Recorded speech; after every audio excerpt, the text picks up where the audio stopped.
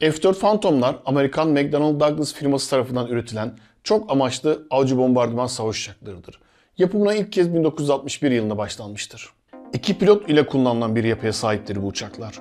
Öndeki pilot uçak kullanmaktan, arkadaki pilot ise silah sistemleri kullanmaktan sorumludur bu uçaklarda. 1996 yılına kadar Amerikan ordusu tarafından aktif hizmette kullanılmıştır. Yani tam 26 sene önce Amerika bu uçakları kullanmayı bırakmıştı. O yıllarda ise Sovyetler bu uçağa karşı MiG-21 üretmişti. Yani bu uçakların Sovyet muadili Mikoyan Gorovich MiG-21 uçaklarıdır. F-4 Phantom'lar Vietnam Savaşı sırasında Amerikan ordusu tarafından sığınakları ve ormanları napalm bombalarıyla yakmak ve yerdeki askerlere havadan destek vermek için kullanılmıştı. Vietnam Savaşı sırasında çok fazla şekilde kullanılmasına rağmen Vietnam Halk Cephesi bunlardan sadece 9 tanesini vurmayı başarabilmişti. Bunun nedeni ise F-4'lerin çok hızlı yani süpersonik uçaklar olmasıydı. Oysa Vietnam Halk Cephesi'nin elinde 1950'li yıllardan kalma eski jet uçakları vardı. Ve videomun asıl konusu olan bu uçakların Türkiye macerasına gelirsek. Türkiye ilk olarak Barış Pırlantası projesiyle 40 adet F-4 savaş uçağı sipariş etmiş ve bu uçaklar 1974 yılında Türk Hava Kuvvetleri'ne teslim edilmeye başlanmıştır. Bu yıllarda Amerika Birleşik Devletleri Türkiye'ye Kıbrıs Barış Harekatı'ndan dolayı ambargo uyguluyordu. Ancak anlaşma Kıbrıs Barış Harekatı'ndan önce yapıldığı için 1974 yılında ilk uçaklar gelmeye başladı. 1977 yılında ikinci bir adımla 32 uçak daha Amerika'dan alındı. Daha sonra ise sırayla 1981 yılında 16 adet, 1984 yılında 14 adet, 1987 yılında ise 40 adet F-4 daha alındı ve Türkiye'deki filolara katıldı. Türkiye'nin 1991 yılında Amerika'yı Körfez Savaşı'nda desteklemesi sebebiyle Amerika'da hizmetten çıkarılmış olan 40 adet F-4 daha Türkiye'ye teslim edilmiştir. Türkiye Almanya'dan da F-4 aldı. Ama bunlar F-4 Phantom değil, RF-4 Phantom keşif uçaklarıydı. 1992-1994 yılları arasında Alman Hava Kuvvetleri'nden emekliye ayrılan 32 adet RF-4'e Türkiye'ye hibe edilmiştir. RF-4 uçakları üzerinde kamera taşıyan ve keşif amacıyla kullanılan uçaklardır. 1997 yılında başlatılan modernizasyon çalışmaları ile F-4'ler İsrail tarafından modernize edilmişler ve F-4 2020 Terminator adını almışlardır. Türk Hava Kuvvetleri envanterindeki 54 adet F-4 üzerinde yapısal güçlendirme, yeni nesil navigasyon sistemleri, interkom sistemleri, head-up display, gösterge sistemleri, yeni nesil telsiz ekipmanları ve mevcut radarın yeni nesil radarlar ile değişimi sağlanmıştır. Ayrıca uçağın silah taşıma kabiliyeti yeni silahlarla güçlendirilmiştir. Modernizasyon kapsamında F-4'lerin 26 uçaklık bölümünün yapımı İsrail tesislerinde tamamlanmıştır. Bu kabiliyetin Türkiye'ye kazandırılması amacıyla 28 uçaklık geri kalan bölümü ise Türkiye'de 1. Hava İkmal Bakım Merkez Komutanlığı Eskişehir'de modernize edilmiştir. Daha önce de dediğim gibi modernizasyondan sonra bu uçaklar F-4 2020 Terminator adını almıştır ve hava kuvvetlerimizde çok daha önemli bir rol oynamaya başlamıştır.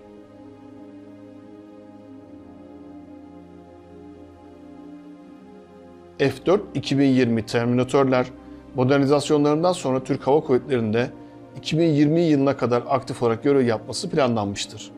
Ancak 2021 yılının sonuna geldiğimizde yani günümüzde bu uçakların yerine alternatif başka uçaklar alınamadığı için kullanılmaya devam edilmektedir.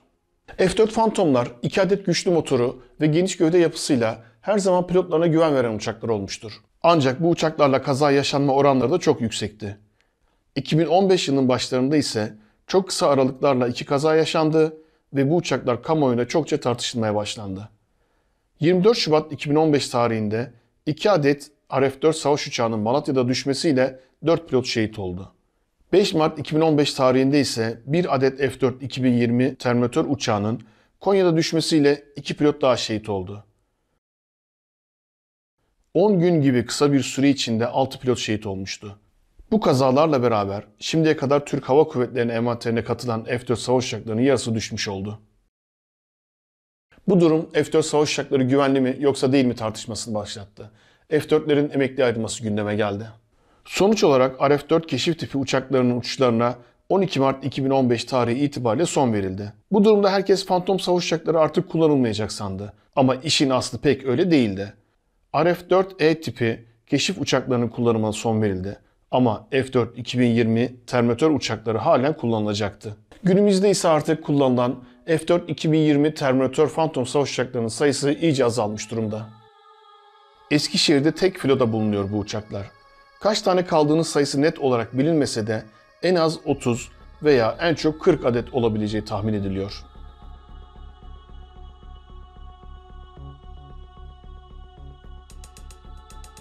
Bu uçaklarla ilgili güzel bir nokta ise modernize edilen 54 uçağın 28 tanesinin modernizasyonunu biz yaptık. Yani Türkiye'de yapıldı.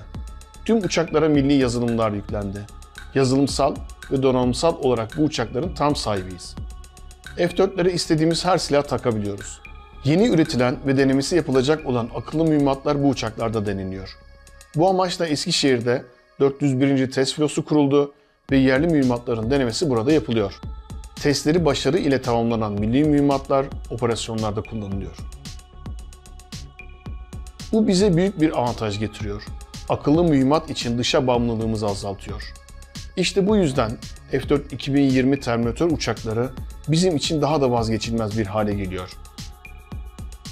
Peki bu sebepten dolayı uçuş güvenliği göz ardı mı ediliyor derseniz cevabım tabii ki hayır.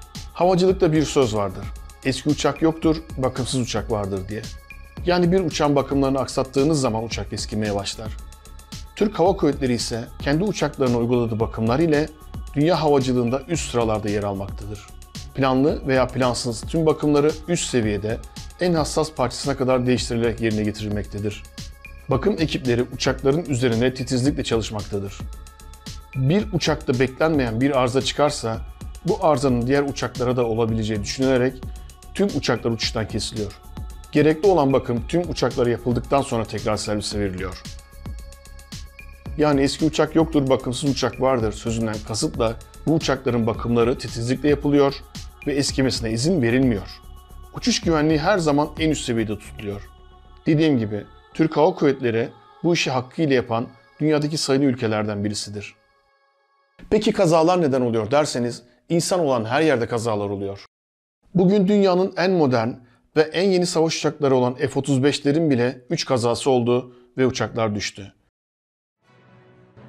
F-35 fighter jet crashes at Eglin Air Force Base 5 days after F-22 crashed.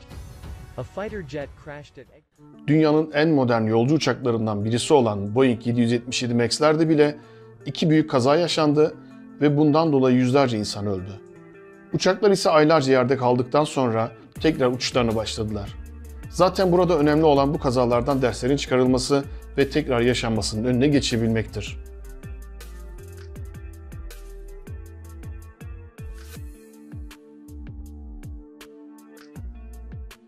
F-4'lerin çok fazla kazaya karışmasının bir diğer nedeni de bu uçakların çok fazla kullanılmasıdır tabii ki. Bu uçaklar geçmişte Amerika Birleşik Devletleri, İran, Türkiye, Yunanistan, Almanya, Japonya, Güney Kore, Mısır, Avustralya, İngiltere, İsrail ve İspanya tarafından kullanılmıştı. Günümüzde ise halen aktif olarak kullanılan ülkeler ise Japonya, Güney Kore, Mısır ve Türkiye'dir. Yani 4 ülkede halen aktif olarak kullanılmaktadır.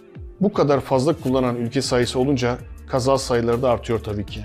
Bazen öyle kazalara karışmıştır ki yolcu uçağıyla çarpışan F-4'ler bile olmuştur tarihte.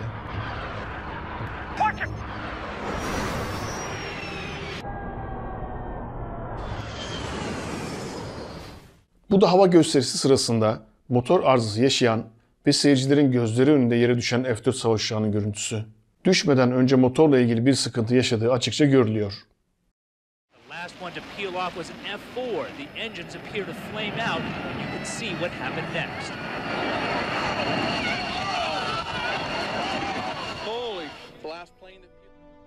Bu uçakların bazen basında ve halk arasında uçan tabut veya uçan teneke gibi adlandırıldığını görüyoruz. İnanın bu uçaklar böyle terimleri hiç hak etmiyor. Tam aksine 2 adet güçlü motoru, geniş kanat yapısı ve büyük gövdesiyle kullanıcılarına yani pilotlara her zaman güven veren uçaklardır F-4'ler.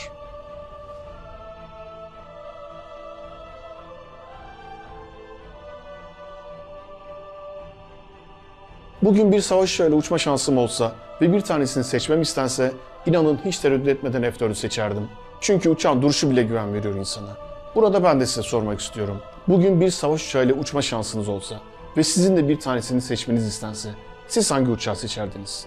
Bunu birlikte tartışalım. Cevaplarınızı yorum bölümüne bekliyorum. Daha fazla havacılık videosu için bu videoyu beğenmeyi ve kanalıma abone olmayı unutmayın lütfen. Takipte kalın.